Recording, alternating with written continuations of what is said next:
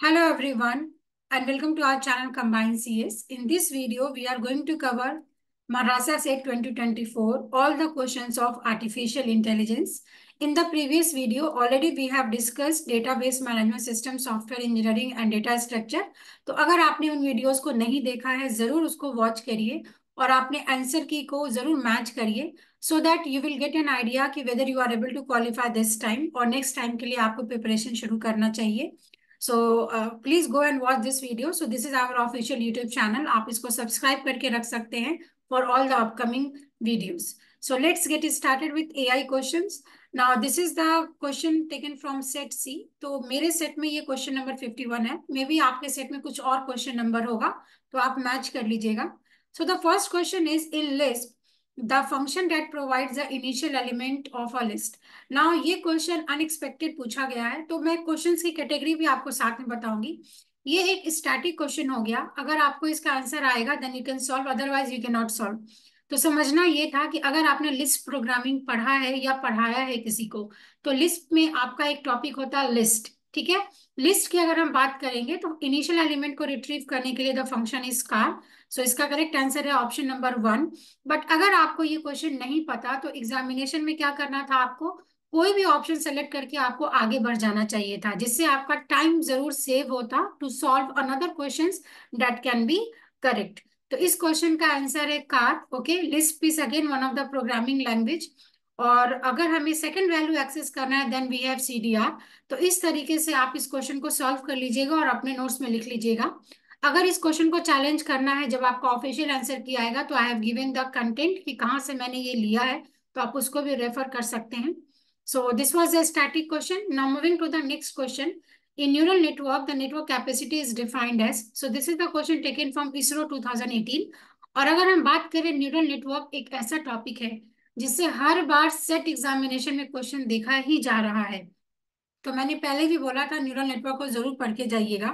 और अगर आप नहीं भी पढ़े हैं और थोड़ा बहुत अगर आपको आर्टिफिशियल इंटेलिजेंस का आइडिया भी है तो आप देखो इलिमिनेशन मेथड का क्या मीनिंग है. ठीक है. इलिमिनेशन मेथड बहुत ही अच्छा मेथड होता है किसी भी कॉम्पिटिटिव एग्जामिनेशन को सॉल्व करने के लिए. पूछा है आपसे न्यूरल नेटवर्क में नेटवर्क कैपेसिटी को आप कैसे डिफाइन करेंगे. सो इट इज अ ट्रैफिक, और ट्रैफिक का मतलब यहाँ पे बोल दिया कैपेसिटी ऑफ नेटवर्क. तो जो क्वेश्चन पूछा वही आंसर होगा? नहीं.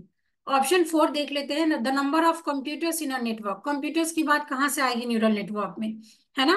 इतने इतने इतना भी इजी करके हम नहीं पढ़ते किसी भी मशीन लर्निंग या डीप लर्निंग जैसे टॉपिक को. ऑप्शन नंबर 2 3 की अगर हम बात करें, total number of nodes in the network, the number of patterns that can be stored and recalled in the network. Now जब आप क्वेश्चन को रीड भी करते हैं the most strong point is option number 3. तो समझना ये है आपको कि कुछ क्वेश्चंस जो आपको नहीं आते हैं उस पर बिल्कुल भी टाइम नहीं लगाना एग्जामिनेशन में, बट जिसके बारे में आपको थोड़ा बहुत आइडिया है, हर एक ऑप्शन को बहुत इत्मीनान से पढ़ना होता है एग्जामिनेशन में.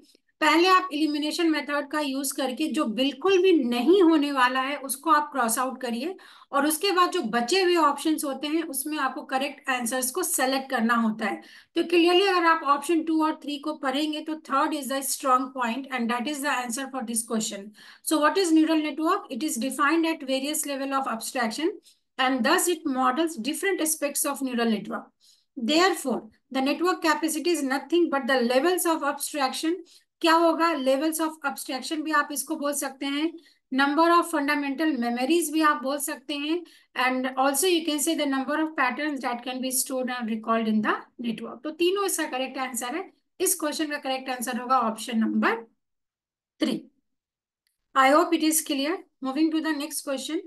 Now again this is the question of easy category. और जो previous वाला question है न्यूरल नेटवर्क का, इसको भी मैं easy category में रखूंगी because ये बार बार आपके repeated topics है. बट हाँ, क्वेश्चन नंबर 1 को आप अगर नहीं पढ़ के जा रहे हैं then you can say it is a tough question, अगर इसके बारे में आपको कोई भी नॉलेज नहीं है.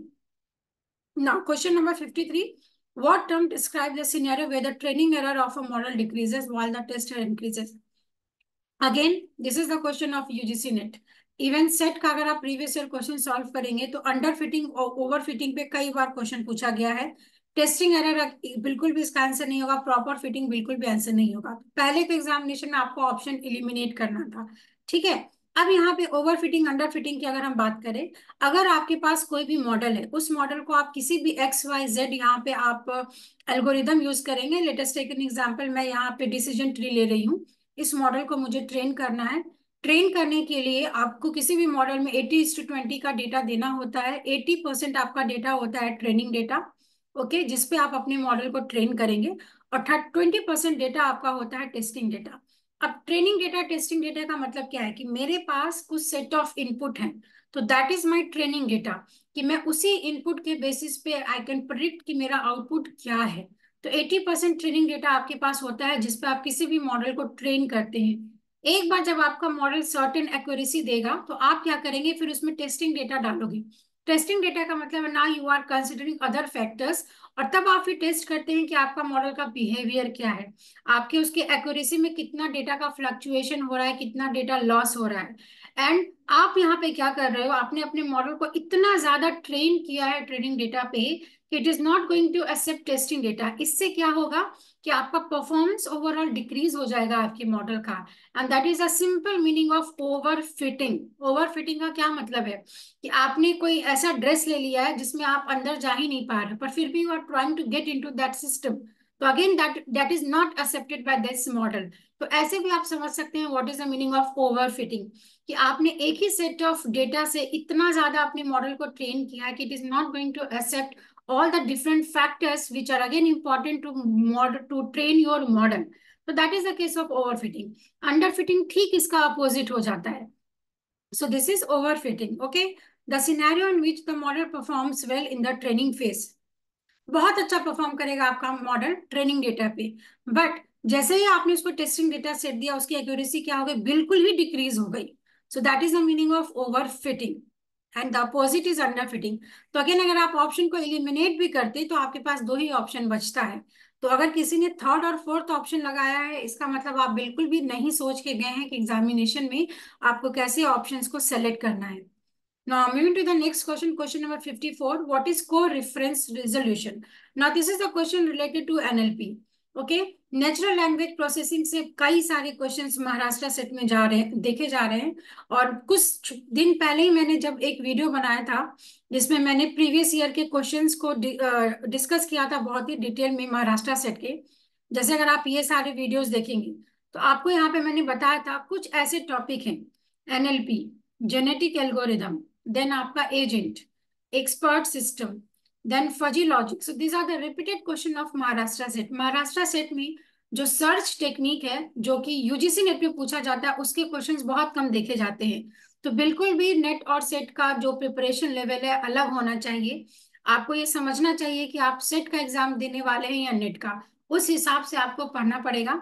को रेफरेंस रेजोल्यूशन की बात करें, अगर इस टॉपिक को भी अगर आप पढ़ेंगे तो ऑप्शन 3 और 4 बिल्कुल भी नहीं होगा। क्यों? सॉल्यूशन ऑब्टेन थ्रू को रेफरेंस, तो कुछ भी पता नहीं है इसके बारे में। Solution of previous solve problem, तो इस दोनों का तो कोई मीनिंग ही नहीं निकल कर आता है। या तो ये NF4 रेजोल्यूशन होगा, या फिर गिवन अ सेंटेंस और larger chunk of text determine which words mentioned refer to the same objects and entity. तो एनाफोरिक क्या होता है? Anaphoric is an English word जिसमें क्या होता है कि एक ही शब्द को आप उसकी मीनिंग अलग अलग निकलते हैं अलग अलग कंटेक्स्ट में। तो दैट इज एनाफोर, कि एक ही वर्ड के काफी सारे सिनोनिम है। अगर को रेफरेंस रेजोल्यूशन की बात करें, the correct answer is option number 2। So what is co-reference? Co-reference resolution is the task of determining linguistic expression that refers to the same real world entity in natural language. आप एक real world entity में, हम जैसे बोलते हैं ना कि एक शब्द है, एक वर्ड का अलग अलग लैंग्वेज में अलग अलग मीनिंग निकलता है। So that is coreference resolution. And what is anaphor resolution? It is the process of interpreting the link between the anaphor and its antecedent, the process of interest because it frequently involves interpretation across a sentence boundary। तो दोनों का meaning यहाँ पे अलग अलग है। ये एक लिंक प्रोवाइड करेगा आपके किसी भी एंटिटी के बीच में और उसका जो प्रीवियस वाला डेटा है उसके बीच में। बट अगर आपको रियल वर्ल्ड में कुछ ऑब्जेक्ट्स गिवन है, कुछ एंटिटीज गिवन है, उसकी मीनिंग क्या निकल कर आ रही है, the meaning of that word is the meaning of को रेफरेंस रेजोल्यूशन। तो ये आपके बहुत अंदर का टॉपिक पूछा गया है NLP से रिलेटेड। ठीक है। Now again the next question is from NLP. Dash is the type of morphology that changes the word category and affect the meaning. अब ये क्वेश्चन देखिए कैसे सॉल्व करना था। इनफ्लेक्शनेशन है, डिराइवेशनल है, क्लिटिसाइजेशन है और इन्फ्लुएटेशनल है। तो ये तो वर्ड का कोई मीनिंग ही नहीं निकलता है, दैट इज इनकरेक्ट। हो सकता है इस क्वेश्चन के लिए आपको ग्रेस मिल जाए क्योंकि ऑप्शन 4 तो बिल्कुल भी गलत है। अब अगर आप इस तीनों ऑप्शन को देखेंगे, मुझे जो एक सही का ऑप्शन दिख रहा है derivational. What is the meaning of derivation? मैंने बोला P tends to Q, so it is if. Okay, if P then Q। तो आप इसी डेरिवेटिव को तो सॉल्व कर रहे हैं। So derivation is a type of morphology that changes the word category and affect the meaning. आप क्या डराइव कर रहे हो? आपको कुछ एक सेंटेंस गिवन है, उस सेंटेंस को रीड करके आप क्या डराइव कर रहे हो, दैट इज डेरिवेशनल। तो आप ऐसे भी इस क्वेश्चन को सॉल्व कर सकते थे। Again this is a question which is related to the easy category of question. So it is written, derivation creates different words from the same lemma. The new words formed through derivational morphology may be stem or another affix and usually have different meaning than the stem. तो ये सारे words आपके genetic NLP के हैं, है ना। Stem क्या है? सो बेसिकली स्टेम हो गया, आपका लेमा हो गया। So these are also known as token. अगर हम टीओसी की बात करें कि आप किसी भी वर्ड किसी भी फ्रेज को ले रहे हैं, that is known as stem और लेमा। सो मॉर्फोलॉजी दो तरीके के होते हैं, एक होता है आपका मॉर्फो डेरिवेशनल और दूसरा आपका होता है इन्फ्लेक्शन। तो यही दो तरीका होता है, ये दोनों तो ऑप्शन में होगा भी नहीं। अगर हम बात करें मॉर्फोलॉजी का, दैट चेंजेस द मीनिंग और कैटेगरी ऑफ इट्स बेस। पूरा पूरा मीनिंग ही चेंज हो जाता है वर्ड का, अफेक्ट्स द मीनिंग, ठीक है। और इनफ्लेक्शनल मॉर्फोलॉजी क्या है? Morphology that expresses grammatical information appropriates to a word category. किसी भी वर्ड की कैटेगरी का मीनिंग बताने के लिए आप इनफ्लेक्शनल मॉर्फोलॉजी का यूज करते हैं। तो इस तरीके के इंफॉर्मेशन को जरूर नेक्स्ट टाइम के लिए आपको क्या करना है, आप ये सारे टॉपिक्स को गूगल करके अभी से ऐसे नोट्स बना के रखना है। और else you can join the Telegram channel. After watching this video you can download the notes from the Telegram also. ये सारे नोट्स मैं वहां पे प्रोवाइड कर दूंगी। और you can also go through the Wikipedia. मैं हर बार बोलती हूँ, कुछ अगर नया क्वेश्चन आपको एग्जामिनेशन में दिखे तो आप जरूर विकीपीडिया करिए, सो दैट कि नेक्स्ट एग्जामिनेशन में आप इस टॉपिक को जरूर देख कर जा रहे हैं एक बार। इससे मिलता जुलता अगर आपका क्वेश्चन आएगा तो you can solve it out. Now, moving to the next question, this was question number 55. 56 question देखते हैं। 56 क्वेश्चन आपका पूछा है स्टेटमेंट बेस्ड, और ये आपका यूजीसी नेट का पैटर्न है ना, कि आपको मल्टीपल स्टेटमेंट गिवन होंगे, आपको पता करना है करेक्ट है इनकरेक्ट है। तो जब मैंने फीडबैक लिया तो कई सारे लर्नर्स तो यही बोल रहे हैं कि इतने लंबे लंबे क्वेश्चंस थे कि हमने क्वेश्चन ही नहीं पढ़ा। तो ऐसा तो नहीं करके आना है, आपको एक बार जरूर स्टेटमेंट को पढ़ना है और ऑप्शंस को लगा के आना है, क्योंकि नेगेटिव मार्किंग तो है नहीं। तो all the questions you are suppose to attempt in the examination. तो स्टेटमेंट की अगर हम बात करें, स्टेटमेंट 1 क्या है? In the logistic regression model we pass the values of W X B through a sigmoid function to return a probabilistic class level. अब ये क्वेश्चन भी न्यूरल नेटवर्क से रिलेटेड है और ये भी एक मॉडल है, that is logistic regression model, ठीक है। So this is unsupervised learning का ये एक टॉपिक है, क्योंकि अनसुपरवाइज्ड लर्निंग के अंदर आपका क्लस्टरिंग आता है और रिग्रेशन मॉडल्स आते हैं। तो अब यहाँ पे भी ये वेट है आपका, किसी भी न्यूरल नेटवर्क को बनाएंगे तो एक्स आपका इनपुट है, डब्ल्यू आपका वेट है, और ये आपका एक बायस टर्म है जो ऐड होगा। उसके बाद आप कोई भी एक्टिवेशन फंक्शन लगाएंगे और वो आपको कुछ रिजल्ट देगा। तो ये स्टेटमेंट तो आपका ट्रू है। You will get certain level. Level का मतलब क्या है? आपको एक डेटा सेट मिलेगा, है ना। आप कोई भी इनपुट देंगे, सेट ऑफ इनपुट, वहां पे वेट्स होंगे, दोनों का आप मल्टीप्लाई करते हैं, एक बायस फैक्टर आप वहां पे ऐड करते हैं, किसी भी एक्टिवेशन फंक्शन का यूज करके you are driving something. So this statement is true अगर आपको थोड़ा भी बेसिक पता है न्यूरल नेटवर्क का। Then now moving to the next statement. In the logistic regression model, if the value of this given to the sigmoid function is close to 0, then the class level predicted with 0.5 threshold is very certain and reliable. अब ये इसका एक एप्लीकेटिव question आ गया कि अगर आपके पास sigmoid function है तो सिग्मॉइड फंक्शन की वैल्यू क्या होती है? अगर इसकी वैल्यू 0 1 होगी या तो इसकी वैल्यू -1 +1 होगी, ठीक है। और यहाँ पे थ्रेशोल्ड वैल्यू 0.5 दे दिया। ये बोला जा रहा है आपको कि अगर सिग्मॉइड फंक्शन की वैल्यू क्लोज टू 0 है और उस केस में अगर आपकी थ्रेशोल्ड वैल्यू 0.5 है, तो क्या जो आउटपुट आएगा वो सर्टेन है, रिलायबल है? So that is false. नहीं, अगर थ्रेशोल्ड वैल्यू ये है और क्लोज टू 0 है तो वैल्यू आपका सर्टेन नहीं होता, अनसर्टेन वैल्यू आती है। अब ये अगर आपने पढ़ा है देन ओनली आप ये क्वेश्चन सॉल्व कर सकते थे। बट हाँ, इतना मुझे पता था कि ऑप्शन नंबर 1 इज करेक्ट। तो अगर आपको इस तरीके से इंफॉर्मेशन पता है तो आप क्वेश्चन सॉल्व करके आ सकते थे। Now let us quickly understand what is the answer for this question is C. In logistic regression, the sigmoid function maps the output of the linear combination of features and weights, है ना, जो मैंने बोला w x plus b। तो x आपके features है, मतलब inputs है, और वेट है आपका w, और ये आपका बायस टर्म है, इसको आपने प्लस कर दिया। जो वैल्यू आएगी सिग्मॉइड फंक्शन की वो 0 आएगी, नहीं तो 1 आएगी, which represent the probability of belonging to the positive value. Same question यहाँ पे दिया है कि अगर इसकी वैल्यू 0 1 आती है, इसका मतलब वो एक प्रोबेबिलिटी वैल्यू बताएगा। तो ये स्टेटमेंट तो आपका हो गया 1, which is true. Now let us read the another statement. When wx plus b is close to 0, it means that the model is uncertain। Question में क्या दिया है? Certain about the classification as it's near the decision boundary। now अगर आपका कोई भी value close to 0 आ रहा है ना, दिस इज 0, क्लोज टू 0 आ रहा है, इसका मतलब क्या है कि वो बहुत ही अनसर्टेन है क्लासिफिकेशन, और आप डिसीजन बाउंड्री के पास आ रहे हो। When the output of sigmoid function is close to 0.5, it indicates the uncertainty, implying that the model isn't strongly inclined toward the other classes. Therefore, it is not very certain or reliable. तो 0.5 के corresponding भी आपका वो uncertain है। तो दोनों के case में क्या है? अनसर्टेन है, आइदर वो क्लोज टू 0 है या it is close to 0.5। Same question यहाँ पे बोला है क्लोज टू 0 और 0.5, और ये क्या है? Uncertain. So hence only option 1 is the correct answer for this question. So this is the complete theory behind this question. I hope आपको समझ में आ रहा होगा। अगर still कोई doubt है तो you can drop your doubts in the comment section. Moving to the next question, general fuzzy controller consist of। ना ये क्वेश्चन तो ये मुझे पता था, मैंने बताया भी था अपने स्टूडेंट को। This is question related to your fuzzy component. Fuzzy components का ये टॉपिक है। तो अगर आप बेसिक भी पढ़े हैं फजी लॉजिक का, बेसिक भी अगर आप फजी लॉजिक का पढ़ते हो तो ये क्वेश्चन आप सॉल्व कर सकते हैं। What is fuzzification? किसी भी इनपुट के लिए सबसे पहले आप उसको नॉर्मलाइज करेंगे, बिकॉज डेटा जो आपके पास आ रहा that is uncertain, that is random, उसको स्केल फैक्टर करके नॉर्मलाइज करना होता है, ठीक है। And that process is known as fuzzifier. इसके बाद फजीफायर में क्या है? आप नॉलेज बेस्ड देंगे, आपके पास कुछ इन्फ्रेंस इंजन होंगे जहां पे आप कुछ रूल बेस्ड बनाएंगे, और फिर उसी इनपुट को आप डिफजीफायर करोगे, and finally you will get the output. तो फजीफायर का ये मतलब होता है किसी भी क्रिस्प वैल्यू को आप चेंज करते हैं एक फजी वैल्यू में। Now what is the meaning of crisp value? Crisp value का ये मतलब है all the whole numbers like 0 1 2 3 4, है ना। और फजी वैल्यू का मतलब है आप इसको इस तरीके से ले लेंगे 0.1 0.2 एंड सो ऑन।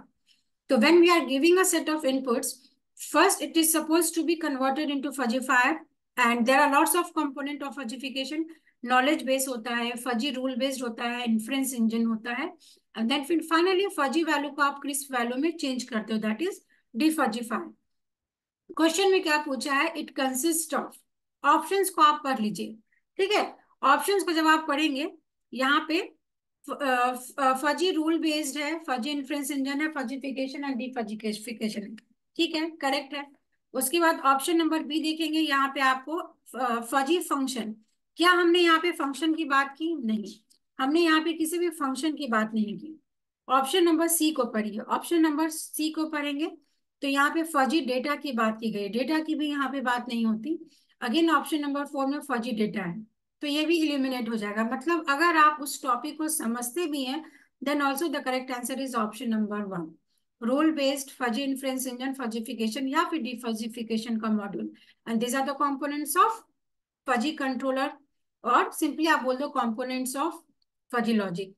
ओके, तो ये क्वेश्चन भी आपका इजी कैटेगरी का था।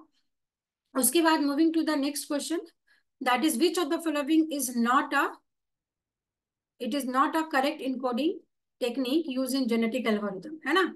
अब ये क्वेश्चन नेट में रिसेंटली ही पूछा है, और सेट के प्रीवियस ईयर क्वेश्चन 2023 में भी पूछा है। Encoding techniques in genetic algorithm, तो मैंने पहले बताया था आपको जेनेटिक एल्गोरिथम का स्टेप्स, क्रॉस ओवर होता है, म्यूटेशन होती है, पॉपुलेशन होती है, सिलेक्शन होता है। तो अब वो आपसे स्टेप्स नहीं पूछते हैं, जैसे 2019 के अराउंड नेट में स्टेप्स पूछ रहे थे। अभी वो आपको क्रॉस ओवर करना है या म्यूटेशन करना है, तो उसमें क्या क्या टेक्निक्स यूज होता है, इस पे क्वेश्चन पूछते हैं। और ये तो सिर्फ नाम पे क्वेश्चन पूछा है। नेट की अगर हम बात करें तो इसके डेफिनेशन पे क्वेश्चन पूछा जाता है, मल्टीपल चॉइस क्वेश्चन। सो इसलिए मैंने बोला था एटलीस्ट विकीपीडिया जरूर पढ़ के जाइए कुछ एडवांस टॉपिक का, दैट इज एनएलपी। मैं फिर से बोल रही हूँ, genetic algorithm, your neural network, और डीप लर्निंग या मशीन लर्निंग के भी छोटे छोटे जो कॉन्सेप्ट्स होते हैं, एसवीएम हो गया आपका, न्यूरल नेटवर्क हो गया, आर्टिफिशियल न्यूरल नेटवर्क हो गया। तो ये सब आपको पढ़ के जाना है फॉर योर नेट एग्जामिनेशन। तो अगर हम इनकोडिंग टेक्निक की बात करें, बाइनरी होता है, वैल्यू होता है, परमुटेशन होता है, ऑर्डर होता है। प्रीमियर इनकोडिंग जैसा कुछ भी नहीं होता है। आपसे पूछा है यहाँ पे not, so the correct answer is option number A. So this was the question number 58। I hope आपका सही हुआ हो। इसके बाद हम नेक्स्ट क्वेश्चन देखते हैं, question number 59। Now 59 question is again the repeated question of set as well as net, but यहाँ पे मुझे थोड़ा सा डाउट है, मे बी ये क्वेश्चन आपका ग्रेस में चला जाए, तो let us wait for the official answer की। सिंपली ऐसे क्वेश्चन में क्या होता है कि आपको इस वेट को इस इनपुट से मल्टीप्लाई करना होता है। यहाँ पे सिग्मॉइड का एक्टिवेशन वैल्यू गिवन है और आपको वाई की वैल्यू पूछा है। तो सिग्मॉइड की वैल्यू आइदर 0 होगी, नहीं तो 1 होगी, ठीक है। या तो फिर अगर बाइपोलर है तो अदरवाइज -1 +1 में भी आंसर आता है। तो जब आप इसको मल्टीप्लाई करेंगे, so basically the the value of y आप कैसे जनरेट करेंगे, तो आपको ये वैल्यूज को मल्टीप्लाई करना है, मतलब 0.5 को 1 से, 3 को इससे। जब आप पूरा मल्टीप्लाई करेंगे, the value will be I guess y equals to 1, ठीक है। वाई इक्वल्स टू 1 आ रहा है, बट अगर आप ऑप्शन देखेंगे तो यहाँ पे कोई भी ऑप्शन मैच नहीं हो रहा है। अब यहाँ पे एक वैल्यू आपको अल्फा इक्वल्स टू 1 गिवन है, पैरामीटर। तो जो भी वाई की वैल्यू निकलती है उसमें उसी वैल्यू से मल्टीप्लाई कर देंगे, तो any how the answer is 1। अब यहाँ पे सिग्माइड एक्टिवेशन फंक्शन वो किसको लगा रहा है, बाइपोलर को लगा रहा है या किसको लगा रहा है, ये यहाँ पे क्लियर नहीं है। So let us wait for the official answer की, बट मेरे हिसाब से इसका आंसर ऑप्शन नंबर ए होना चाहिए। तो अगर आप ए लगा के आए तो आप सेफ साइड में हैं। Now, next question is, which among the following minimizes the upper bound of the generalization error, maximizes the margin between a separating hyperplane and the training data instead of minimizing the training error? ये सारे question deep learning या machine learning के हैं, है ना। तो कोशिश करिए कि when you are in the teaching profession, तो try to take some of the advance topic, so that कि आपको वो आपके एग्जामिनेशन को भी क्वालिफाई करने में मदद कर सके। तो अगर हम इस टॉपिक की बात करें, तो जो आपका सपोर्ट वेक्टर मशीन है, सपोर्ट वेक्टर मशीन का जब आप थ्योरी पढ़ेंगे, definition, so the definition is same जो यहाँ पे बताया गया है, ठीक है। अब होपफुल न्यूरल नेटवर्क में एक एनर्जी की बात होती है। सिमिलरली बोल्ट्जमैन मशीन ये एक डीप लर्निंग का टॉपिक है, डीप लर्निंग में भी रिसर्च का टॉपिक है। और आरबीएफ, तो आई होप कि इट इज इनकरेक्ट, आरबीएम होना चाहिए, that is restricted Boltzmann machine. But फिर भी देखते हैं यहाँ पे आरबीएफ का मीनिंग क्या है। तो करेक्ट आंसर तो इसका एसवीएम होगा। बट मैं आपको इन शॉर्ट में बता देती हूँ व्हाट इज बोल्ट्जमैन, क्योंकि अगर उससे क्वेश्चन पूछा है तो नेक्स्ट टाइम वो इससे क्वेश्चन पूछ सकता है। तो व्हेन आई से Boltzmann machine, it is a network of symmetrical connected neurons like unit that make stochastic decisions about whether to be on or off. Boltzmann machine have a simple learning algorithm that allows them to discover interesting features in data set composed of binary factor. नहीं समझ में आया, कोई बात नहीं, ऐसे समझिए कि ये मैंने एक पावर प्लांट का फिगर ले लिया, ठीक है। तो जब आप इस फिगर को देखेंगे तो आपको समझ में आएगा, इस टरबाइन में काफी सारे फैक्टर्स है, स्टीम जनरेटर है, फ्यूल है, रॉड्स है, जनरेटर है। ये सारे कंपोनेंट से मिलकर हम कुछ पावर जनरेट कर रहे हैं। बट क्या आपको ये समझ में आ रहा है, इसमें ये जो इन्वायरमेंट है, यहाँ पे आपको कुछ ग्रीनरी दिख रही है, यहाँ पे कुछ मड दिख रहा है, तो these are the external factors. तो हो सकता है कभी कभी एक्सटर्नल फैक्टर्स की भी वजह से आपका ये जो मॉडल है वो स्टोकास्टिकली, मतलब रैंडमली वो कुछ और बिहेवियर दे when you are testing it on the test data. So that is a Boltzmann machine model. क्या इसमें बताया जाता है, it is a probability measure that gives the probability that a system will be certain state as a function of the state energy and the temperature of the state। तो यहाँ पे भी आप एनर्जी को मेजर करते हैं, पर जब आप इस डेफिनेशन को पढ़ेंगे तो इस डेफिनेशन में बिल्कुल भी किसी भी एनर्जी की बात नहीं की गई है। तो Boltzmann machine, hopeful neural network और आरबीएफ, ये तीनों ऑप्शन यहाँ पे सूट ही नहीं हो रहा है, and the correct answer is SVM. तो आपको थोड़ा थोड़ा मैंने बोला मशीन लर्निंग के कुछ टॉपिक्स का आइडिया होना चाहिए। और इन शॉर्ट अगर मैं आपको बताऊं what is restricted Boltzmann machine, तो ये एक तरीके का जनरेटिव मॉडल है, ठीक है। जनरेटिव मॉडल का ये मतलब है कि आप कुछ सेट ऑफ इनपुट देंगे तो वो उसको समझेगा और उसको फिर डिस्क्रिमिनेट करेगा, तो it is generative and discriminative model. ये एक तरीके का अनसुपरवाइज लर्निंग का मॉडल है, स्टोकेस्टिक अप्रोच को फॉलो करता है। यहाँ पे कभी भी आपका कोई भी डायरेक्शन नहीं होता, इनपुट्स लेयर सब आपस में इंटरकनेक्टेड होते हैं। Now this is what makes it different from the other model. अगर आप न्यूरल नेटवर्क, CNN, RNN को पढ़ेंगे तो वहां पे इनपुट लेयर आपके कनेक्टेड नहीं होते हैं। इस तरीके से इनपुट लेयर होते हैं, इस तरीके से हिडन लेयर होते हैं, और ये इससे कनेक्टेड होता है। बट आपस में इनपुट लेयर एक दूसरे से कनेक्टेड नहीं होते हैं, अगर आपको थोड़ा भी आइडिया है तो। बट बोल्ट्जमैन मशीन में क्या बोला जा रहा है कि इनपुट लेयर आपके इंटरकनेक्टेड होते हैं, and that is why this is a complex model. Okay, इसमें दो बायस फैक्टर होते हैं, एक होता है हिडन यूनिट, एक होता है विजिबल यूनिट। और यहाँ पे एनर्जी हम मेजर करते हैं, and what is energy? It is a measurement of your output layer. तो इन शॉर्ट ये मैंने आपको बोल्ट्जमैन मशीन बताया है ना। देखिए सारे यहाँ पे इंटरकनेक्टेड है एक बायस्ड फैक्टर से। So this is your restricted Boltzmann machine. It is an energy-based model. These are parameterized generative model representing a probability distribution. तो इस तरीके से जब भी आप क्वेश्चन को सॉल्व करें तो आपके पास नोट्स होना चाहिए कि ठीक है नेक्स्ट टाइम अगर ये क्वेश्चन आएगा तो आप बिल्कुल भी इसको गलत ना करें। तो ये क्वेश्चन का करेक्ट आंसर है ऑप्शन नंबर 2, SVM। ठीक है, तो ये 10 क्वेश्चंस हो गए जो हमने डिस्कस किया एआई का, दैट इज 51 से लेके 60 तक। अब अगर आप यहाँ पे देखेंगे inference rule deals with, okay, तो इन्फ्रेंस रूल की अगर हम बात करें, it deals with exclusive with formula conjunctive normal form, तो ये तो सिंपल सा एक थ्योरी है रिजोल्यूशन रूल। अगर आपने बेसिक भी पढ़ा है conjunctive normal form, that is proposition logic के बाद आपका फर्स्ट ऑर्डर प्रेडिकेट लॉजिक होता है, फिर एआई में आपका कंजक्टिव नॉर्मल फॉर्म होता है, उसमें एक रिजोल्यूशन रूल होता है। तो ये डायरेक्ट आंसर यहाँ पे मिलता है इसका। और ये क्वेश्चन तो आपका बिल्कुल भी गलत नहीं होना चाहिए क्योंकि ये बेसिक सेट थ्योरी का क्वेश्चन है।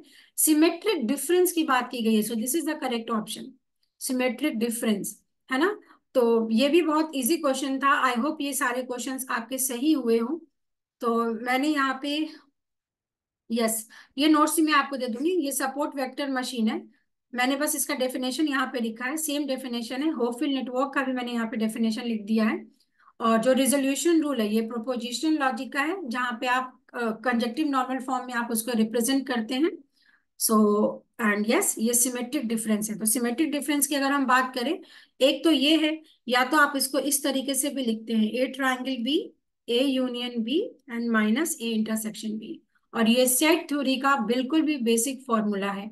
तो इस वीडियो में हमने क्या कवर किया? इस वीडियो में हमने आर्टिफिशियल इंटेलिजेंस के सारे क्वेश्चन 51 से लेकर 62 तक सॉल्व किया है। और प्रीवियस वीडियो में ऑलरेडी मैंने आपको बताया, we have covered almost we have covered 42 questions to 45 questions we have covered. तो आप जरूर आंसर्स को मैच करें। अगर वीडियोस अच्छा लगता है तो प्लीज अपने फ्रेंड्स को भी शेयर करें। Do subscribe our YouTube channel for more upcoming videos, and if you are having any doubt do post in the comment section. Thank you for watching us, please like share and subscribe to our YouTube channel. Thank you.